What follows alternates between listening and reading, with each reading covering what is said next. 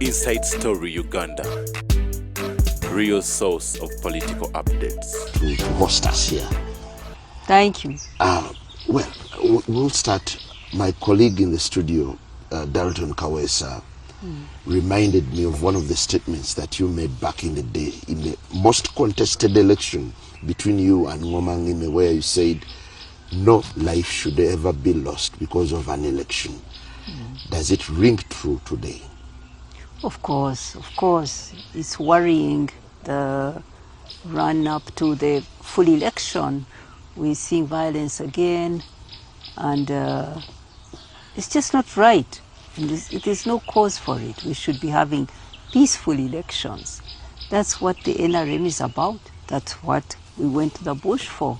As one of the persons who laid a foundation for where NRM is today, do you imagine you put up a very weak foundation that has brought the country where it is today, that anything opposition is met with stiff resistance?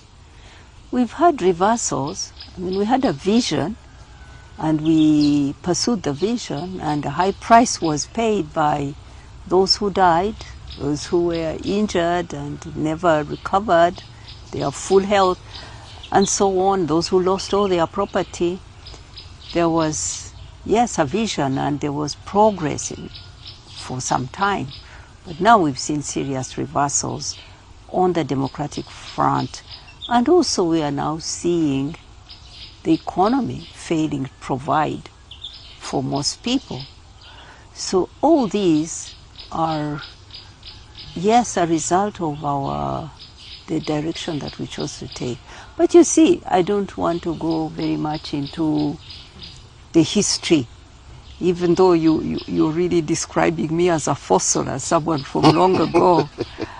But I do want to talk about the problems that I see today. We have got farcical political process, a farcical electoral process.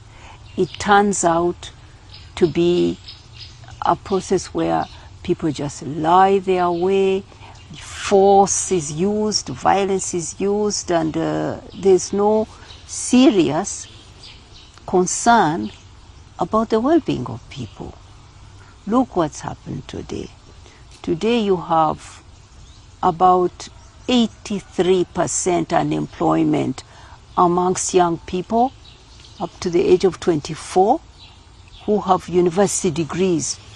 Every year we are putting out 700,000 young people on the market every year. Only 90,000 get jobs, 13%. This is a serious issue. You don't even hear the people who are running for elections talking about that. And when these young people come out to express their frustration, they are beaten. They are thrown into jail. They are bullied. So you don't see a serious concern through this crazy political process. You don't see real concern and real solutions being proposed for young people. Then you have an economy that is actually said to be growing. When you look at figures of growth, they look impressive, but when you scratch a little deep to see where's that growth coming from, it is not creating the jobs for the young people, as I've said. It is growth that's measured as growth in the oil and gas sector, just because we've borrowed money to prepare for oil and gas. That's what they are counting. But then you see that could become what is popularly called the resource curse, where we do get oil flowing. Even next year it could start flowing, revenues could come in, but it's captured because of how we manage our politics.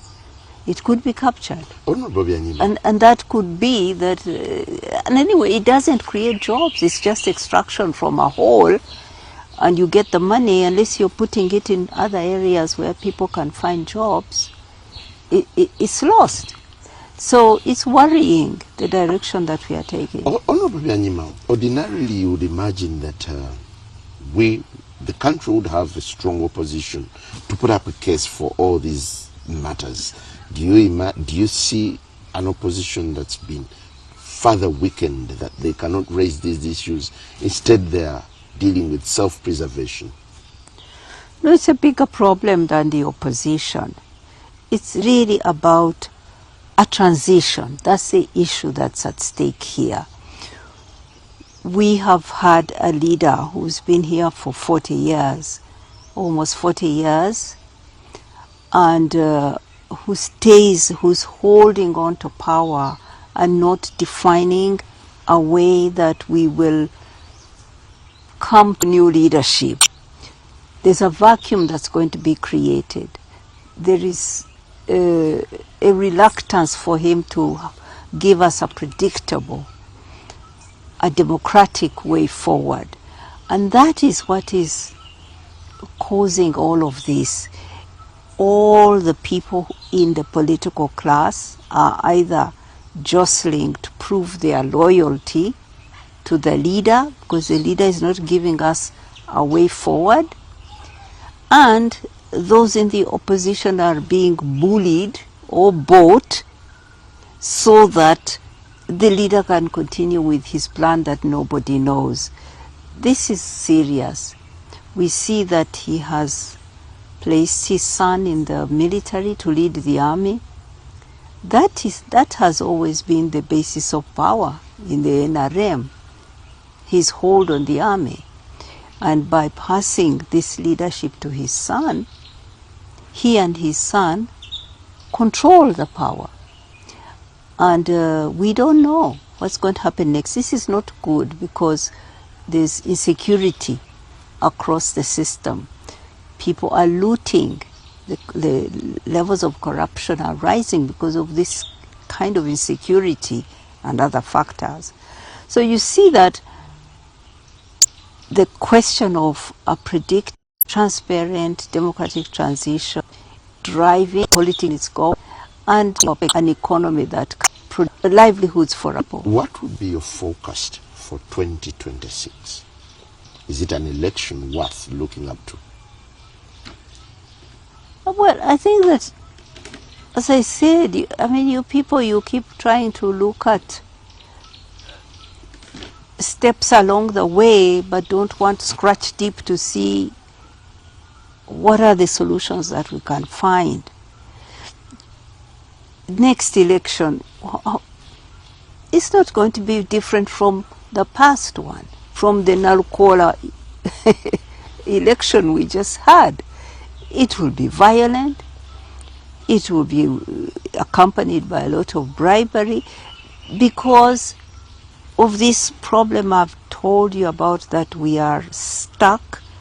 We are at a point where a leader who's done what he could, some things good, some things not so good, it's time for him to leave, and he's not willing to leave or willing to give us a program. So we're going to see more and more shabby elections, violent elections. We're going to see more and more people hurt and killed, and we're going to see more contestation of the results. This is what we are. As one of the eminent Ugandans, do you feel persuaded at all to be part of the transition conversation? Oh my God, you're so predictable yourself. You now want to ask me whether I want to run for president. No. Well, that's what you said. Look, right now, one of the political leaders who should be out there providing an alternative is in jail. I'm talking about my husband, Dr. Kizza Besigye. Another one, a strong leader, Bobi Wine, is constantly harassed. His offices are raided. He's permanently, assailed by the brutality of the system. He and his supporters, I mean. So this is the kind of system that we are in. Why would really anybody want to be part of this unless they may be looking for some financial gain for themselves? But the system is so corrupted and violent that many good people who could lead are not involved. I would like to be involved in a national dialogue. I would want to be involved in a serious dialogue about the future of our country, the future of the democracy, and how to manage our economy. What would be top on the agenda in this national dialogue? As I said, the critical question is the transition. Beneath that are many issues to do with our constitution and how it has been violated. It's about some reforms in the laws. It would be about political parties and political contestation, the political process.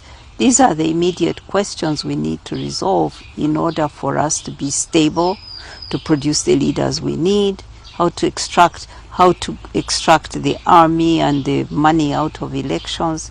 These are the things that we need to discuss in a national dialogue, so that we reset and so that we have the leadership that we need.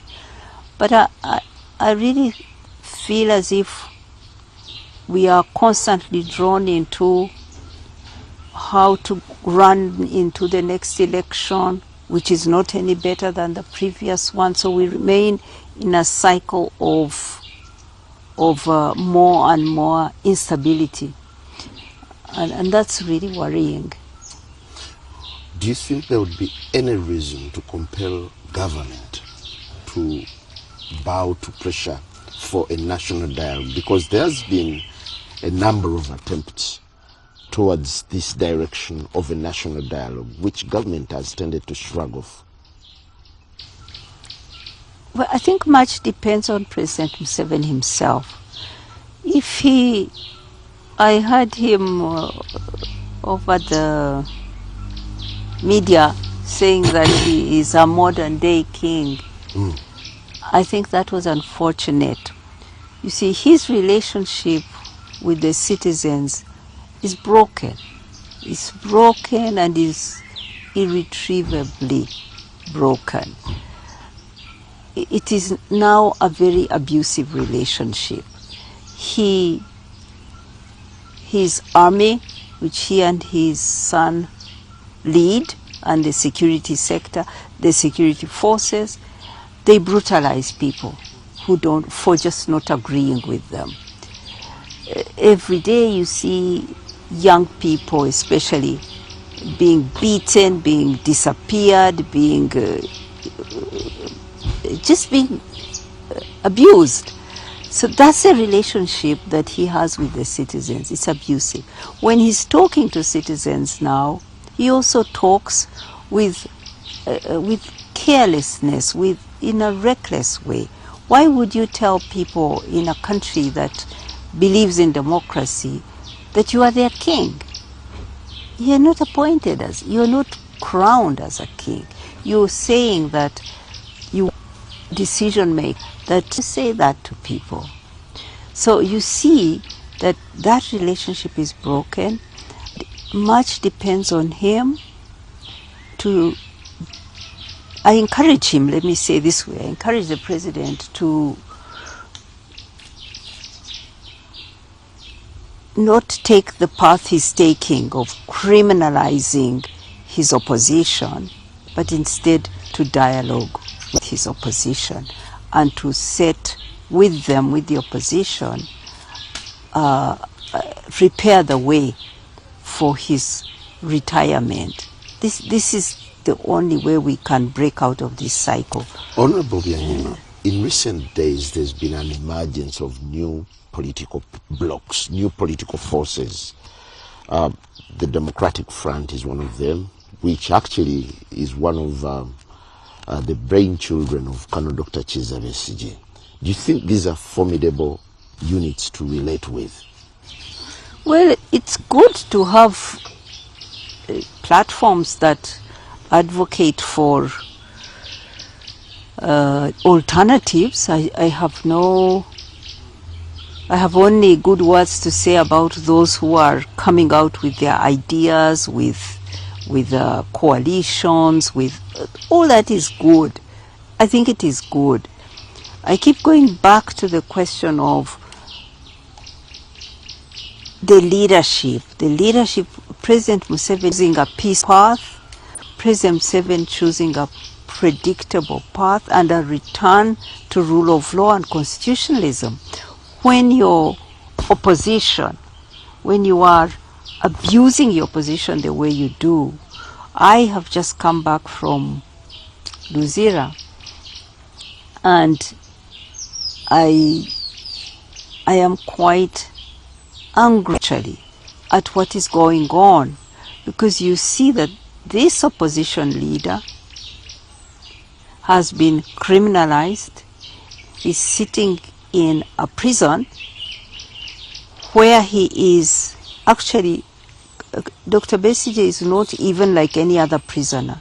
He's in this little prison held together with mostly ADF, people suspected of being ADF, about 15 of them. They've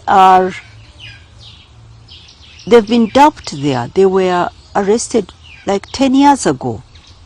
They've never been in court, never been charged. They're just sitting there. I understand they are being told that if you can confess, we will let you out, give you amnesty. But these are people who've not been in court to defend themselves for 10 years. Those are the people he's with. He's in a tiny cell. He's now been invaded by bedbugs. They are eating him up. He's a man of 69.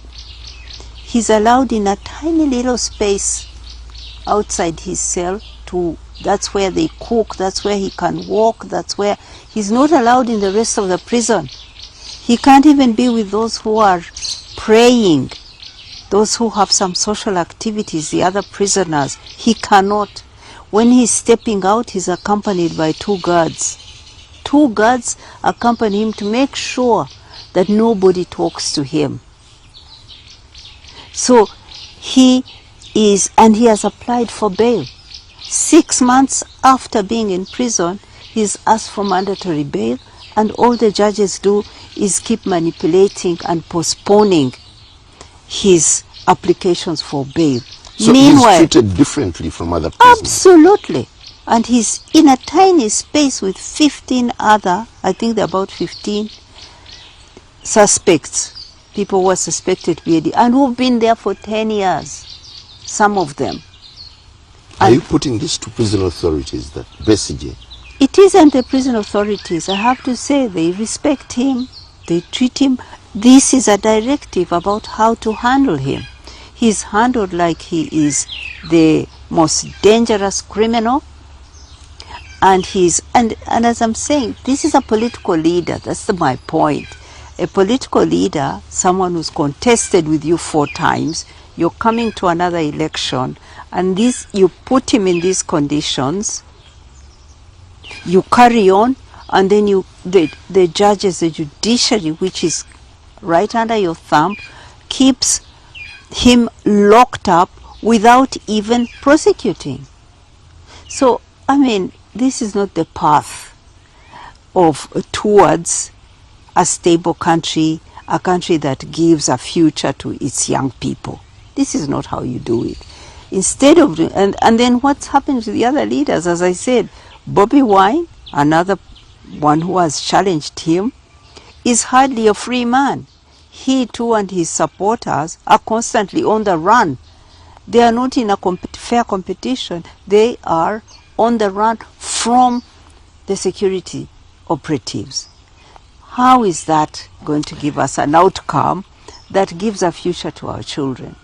In the broader context of electoral politics, what does the continued trial and incarceration of Besigye speak to the forthcoming election? One, this is serious violation of the human rights of Kizza Besigye. For him to still be in jail, denied bail, which is a right, and suffering in those most appalling conditions that he's in, it's a violation of his human rights. But it is also no, it's not even let me. It is doing labs, all the things that have to be paid for. We see real efforts even here in Uganda, but we also see that the people who suffer themselves, people living with HIV and communities, are also fighting, are also trying to do their best to continue supporting each other. We need more collaboration across government and the communities themselves in order to move quickly out of the hole that has been created. At the onset of this crisis, there is a big issue raised about governments hiding drugs from the poor so that they can sell them to the rich, something to that effect. No, there was some panic in some countries where we started seeing people, actually even health workers themselves, stealing, because most of this treatment is free. Most governments are buying for themselves or are being offered were being offered by them. So, but they give to the public for free. Nobody should be paying for HIV treatment or even prevention in this country or in other low-income countries. But we started seeing it appearing on the market because people are in a panic thinking it's going to stop. They won't get their prescriptions in coming months. This we've been monitoring and There's seeing hoarding. that. Not, yes, you could say hoarding. Some people diverting it from the clinics and going out to sell it when they shouldn't be selling it. So it's more than hoarding. It is diversion, it is stealing, and then selling. But that is not the biggest problem. The biggest problem is now how to put back services when many health workers who are being paid directly by this American money have been laid off. Organizations contracted to deliver services, contracts were stopped and they went home, closed. So it's about how to restore services, particularly prevention, particularly for certain groups of people who are normally afraid of coming forward in a public health unit to get what they need. Yeah, but in your evaluation, is Uganda making adequate response towards the crisis? They're trying. They're trying. In Uganda, we saw, for example, that the government, first of all, I have to praise the Committee on HIV and Health in Parliament, because they raised the issue, they brought it before the government, and the government responded by committing to reallocate resources to fill some of the gap. So that's, many countries have been doing that, finding ways to reallocate. And this is hard. It's very hard at this time when many countries, the interest on debt has gone up and their debt servicing is crowding out expenditures on health and education. When many countries are facing climate impacts, droughts, floods, mudslides and all of that, taking away resources to support people in disasters. So you have countries fiscally challenged but looking for ways to fill gaps. And these are big gaps. A country like Uganda was getting something close to about $350 million, I can't remember it off my head, every year for this, for keeping people alive and helping people to prevent themselves from getting HIV. So it's a lot of money, but you see real efforts Africa is trying. But also you have to understand, this aid money, we always knew it would go, right? We always knew that when your neighbor is helping you, that help one day will stop. It just happens to have stopped suddenly from one country, and even others have been cutting. Once it happens, you do the analysis, you see the gap you have, and you just brace yourself and you start solving the problem for yourself. That's what I'm seeing Africa doing. But there are things Africans need to do together if we are going to end this disease. One, we must produce our medicines here ourselves. And on that one, I give credit to President Museveni. He saw that before others. He helped to start here an industry, make ARV. We're among the first ones to do that. So, but now, that factory sitting there, it doesn't produce to its capacity. In fact, it's going to start producing other medicines because on this disease, you cannot make a factory to produce just for 1.3 million people in Uganda who are HIV positive. You need a bigger market.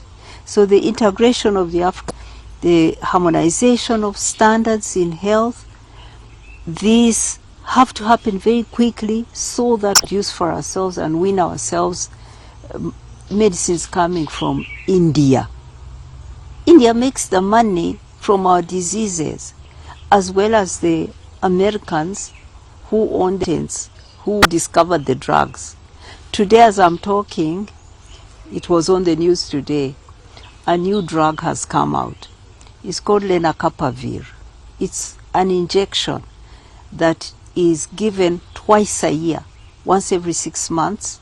If you take that injection, you will not get infected.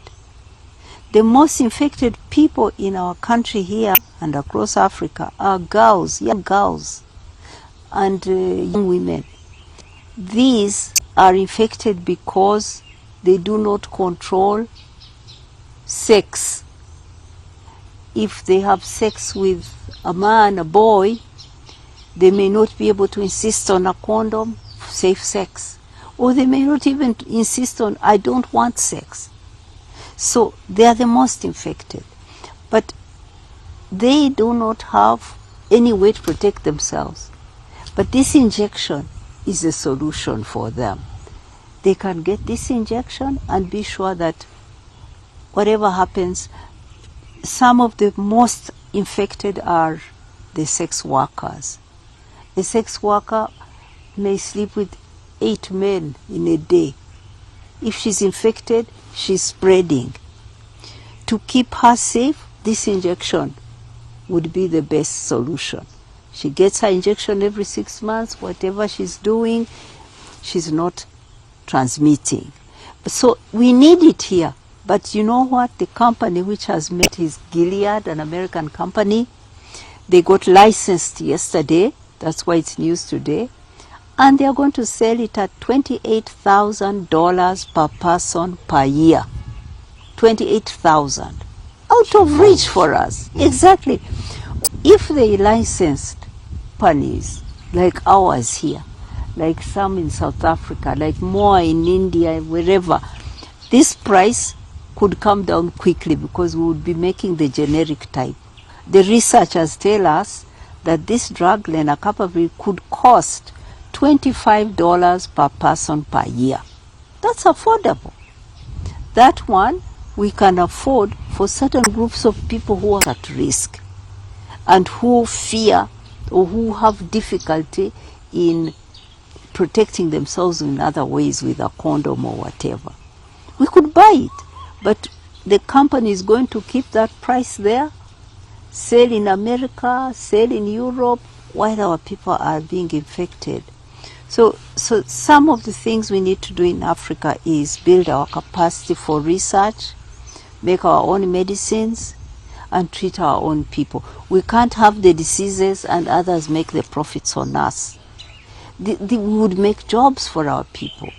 So those are some of the things we need to do to collaborate and push. And these other ones which are on the market already, we can make, like our factory can make, but it doesn't have a market.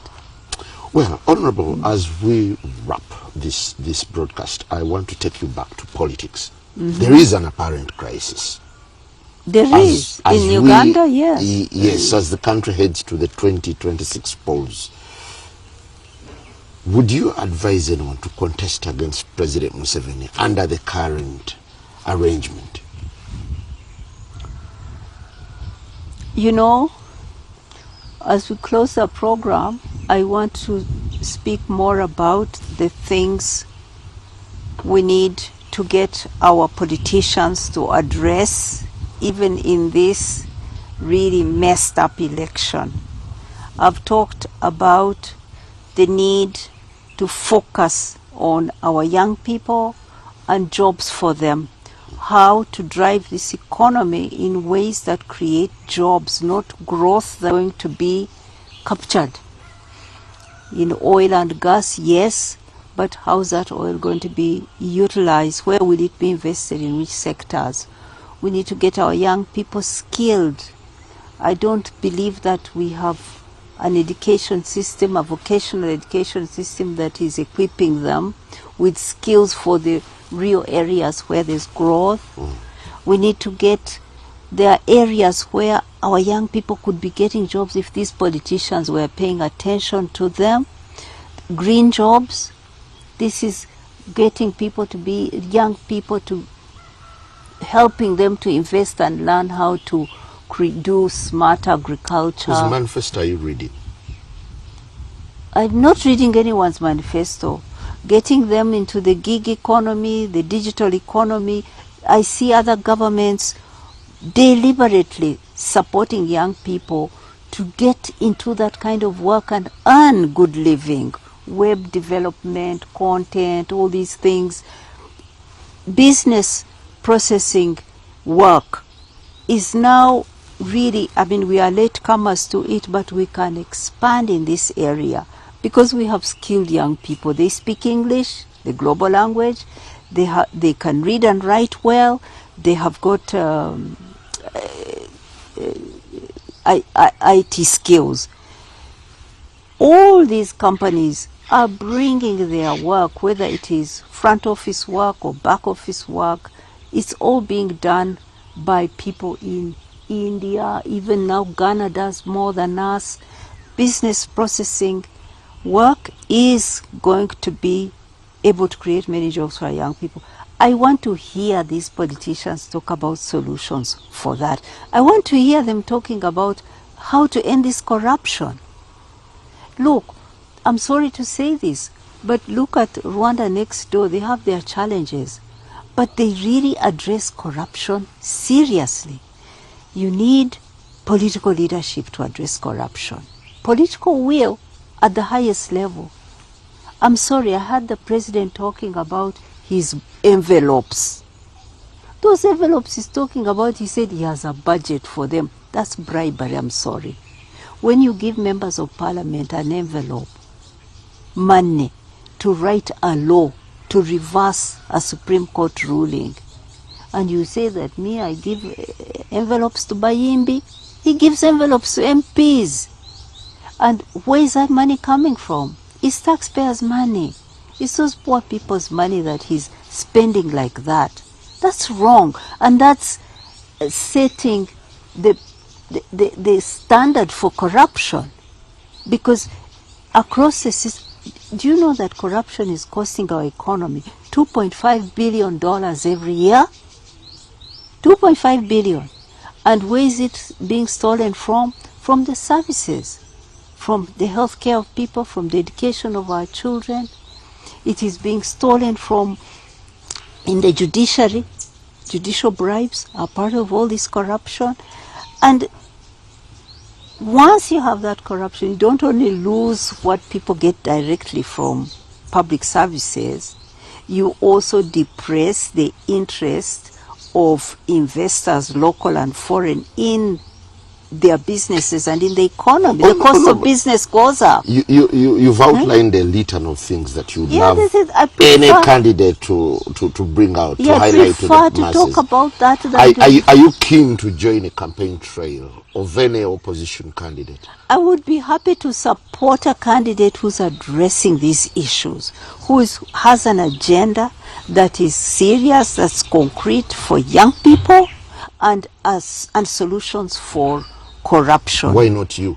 Ending impunity, strengthening the systems that fight corruption in government and giving them the independence to work.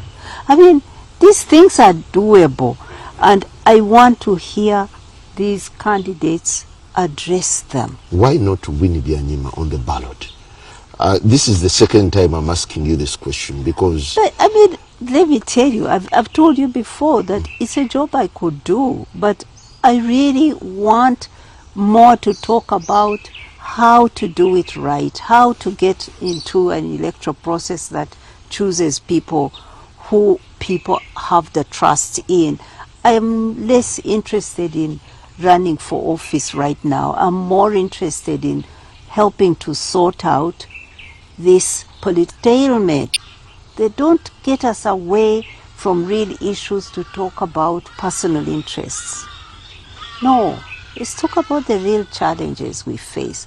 And as I've said, I came to see my husband. This is my personal issue. He's my husband. But I've placed it here on the table as a political issue, because he's not in prison because he stole something.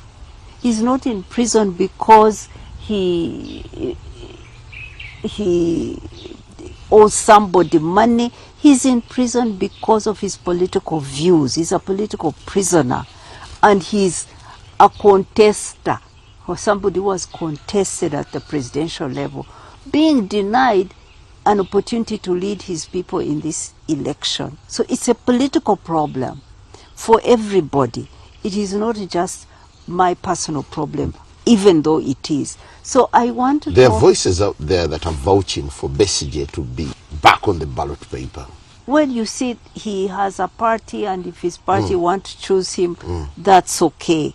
I am not here to campaign for him, but I'm here to make the point that his incarceration and also the imprisonment of other political activists is really a violation of their rights, their human rights, but also a political crime. Would you support Besigye to return on the ballot paper to challenge President Museveni? You really like getting personal. Yes. Of course, if my husband wants to run, he will come to me first and ask me if he should run.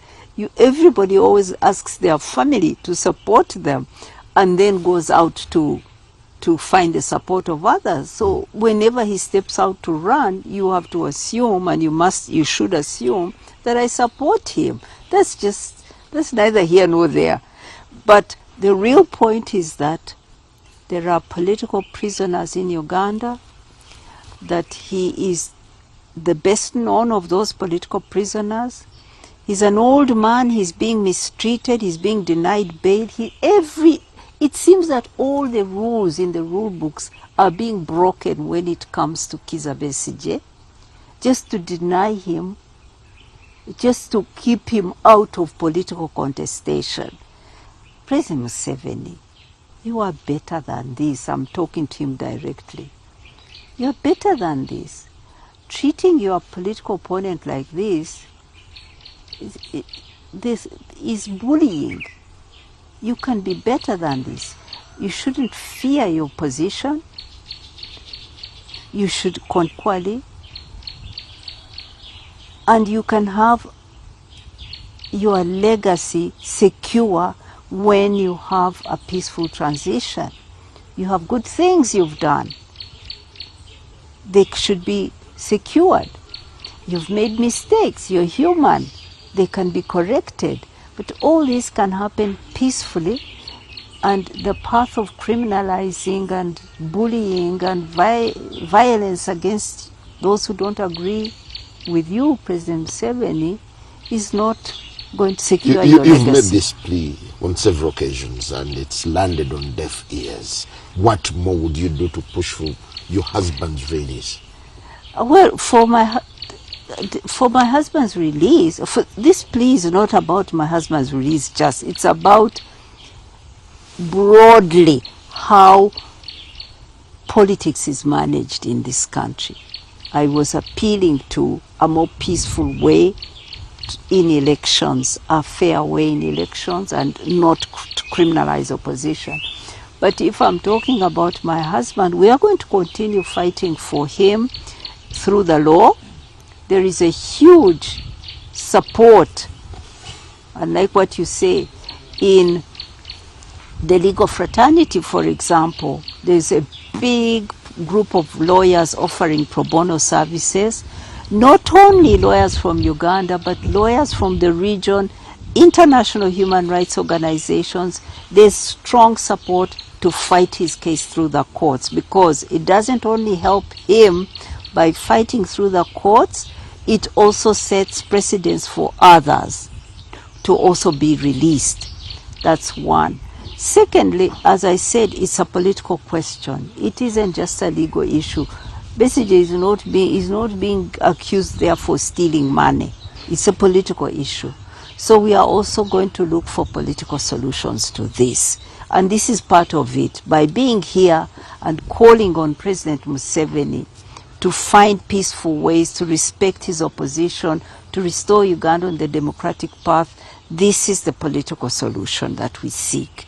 And we're going to keep talking politically and seeking for direct conversations with President Museveni over this question of Kano Besige's imprisonment and the imprisonment of other political activists.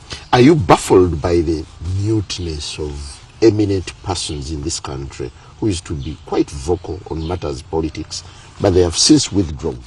No, I'm not surprised, because our politics aren't being managed in a good way. Many people don't want to spend their time or working on projects that are not are underachieving, whose outcomes are not good. So many people do their best, express themselves, organize, and after a while they burn out, they are exhausted, they feel this is not productive. That's a reflection of I thought that's the nature of our politics. No, I don't think so. I think that people are free to choose how they want to invest themselves. You can't want to, politics and public service is a choice you make, but it is service. It is not. You are not obliged to run for office. You're not obliged to be a leader. You have a duty as a citizen to vote and all of that. So many people retreat from being leaders because it's violent, because it's corrupt, because it's unjust, because it has very low outcomes, and they go to contribute elsewhere. They go to their farms, they go to their businesses. That's also service. That's also service, but of a different kind. So this is a reflection of our politics. It's not a reflection on them that they've abandoned anything. No, not at all. On a number of occasions when Parliament is being assessed, we look back at your times. Yeah. I believe you're quite nostalgic about the days where you used to be outspoken in Parliament. How do you compare your Parliament then to the Parliament today? Well, I leave it to others, because I made my contribution with a group of members of Parliament who were together, and when we are praised, I obviously I accept humbly the praise, but there is true a deterioration in our politics, and you can see it in the political class, you can see it in the quality of debate in the Parliament, you can see it in, I haven't got over that Mabati stealing, that people could defend themselves and justify taking just a small basic need of the poorest people region in our country, stealing it and going off, and they are all very rich and overpaid. It hurt me. And what hurt me most was that they were justifying it. They were arrogant in their criminal acts. They were not apologetic, humble. No. So you see the level of impunity and of the political class is just shocking. So I want to say that all this can change, you know. I don't like to sit and mourn. I'm an optimistic person, that's why I'm an but you activist. portrayed Parliament as a corruption outfit of some sort. Well, I have... Mhm. Yes, and it's not only the politicians, even in the civil service, people at the top, the PSs and the secretaries, they treat public resources like they are personal. They just help themselves. This is where I also go back and I blame the leader. The big issue here is impunity of these big fish. Whenever the government is pushed whenever they take some action on corruption, you will see it's because a donor is insisting. They've stolen some donor money and the donor is saying, I am not going to accept this impunity. I want action. I want to see some heads roll. Then they catch some middle-level people or a junior minister who is known, like, what was the other woman's name? Nandutu. Nandutu Pwana. They get a Nandutu, they charge them, and then the case drags and drags and drags, and sometimes they eventually get released. So this lack of holding senior people accountable for their corruption has meant that corruption keeps growing. So there's a lack of political will, there's the impunity, and there's of course the disempowerment of institutions that could take action. So these things, if not resolved, I mean, you see that we lose about 25 to 44% of our budget in corruption, honestly. Yes, these are not my figures, these are actually government figures. When they total up, they find that it's almost 25% of the entire budget. 44, even up to 40% of our total revenues is diverted, is stolen. And so how can we be growing? And I want to tell you this about the impunity. Do you remember the office of the Prime Minister, just the recent, when they stole money for Karamoja, peace initiative? That money they stole was maybe not even up to $2 million. So, no, it was, I think, a bit more than that. Yeah, it was about $1.3 million, let me say, that was stolen. What happened?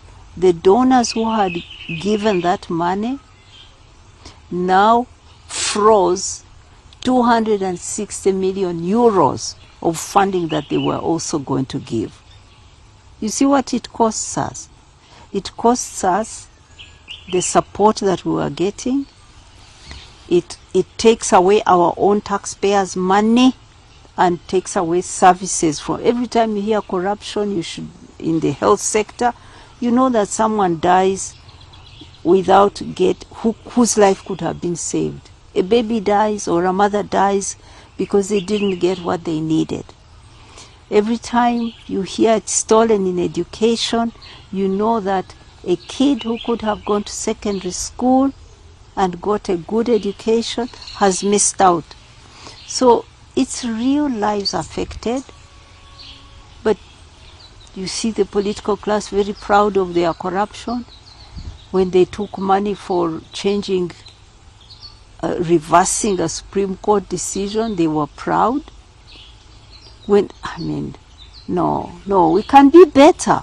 We are a country that is, we are great people, we Ugandans. We really are. We are smart, we are well educated, we are well cultured, we are diverse. We have a country with huge natural resources and beauty, and yet we are so mismanaged, we are so badly managed, and we end up having the most crude leaders with no vision, no capacity, no ambition to improve lives. It's a shame. There is a It can be different. There is a strong argument out there that President Museveni could be at his weakest, given his health, long stay, and a number of issues that have dogged his regime. But he's more paranoid. Who do you think can face off with Museveni in this current state? I'm not going to discuss personalities here, but I also I don't like how you describe him. I think President Museveni is old now. He's tired. He's probably feeling a little insecure because a lot of the people he worked with have left. He hasn't got his comrades he worked with. They have retired or they have abandoned him. And he's surrounded by people on a gravy train. They are not serious political activists. So I think he's a lonely man, and I feel respect for him in many ways for the good things he did, but I feel sad for him because he's in a situation where he's really surrounded very much now by a few people, his family and other people on the gravy train who know that the only way they got there is to praise him and continue praising and bring nothing to the table, literally. So when you talk about who is he going to contest with, really, I think that's not the real point here. The point is that he will try to ensure that he comes out the winner. Describing people as mere hunger zone and people on the gravy train. But they really are. I mean, if you listen to the speeches of some of these politicians who are always dressed in yellow, what do you hear them say? Do you hear them talk solutions for people? No. You hear them say things about how great their president is, how he must not be opposed. They attack everybody who has a different view. Isn't that just being on a gravy train? Well, how else can I describe them? What are they offering? Honorable Winnie Byanyima, what a pleasure speaking to you this morning and tapping into your insights about the future of politics as we head into 2026.